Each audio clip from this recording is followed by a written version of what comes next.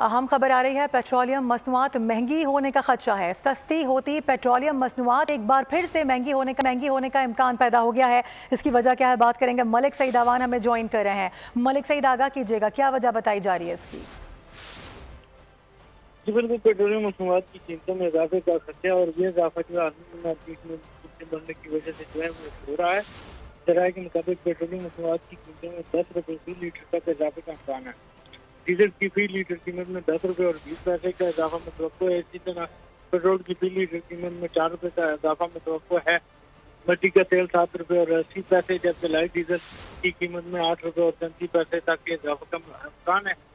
Petroleum مصنوعات کی قیمتوں میں جو ورکنگ ہے اوپرا وہ 15 تاریخ کو بھجوائے گا وزارت خزانہ کو، اور وزیر اعظم کی منظوری بھی جو ہے وزارت خزانہ اعلان کرے گا۔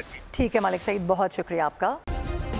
سبسکرائب کریں اور بیل دبائیں تاکہ کوئی خبر رہ نہ جائے۔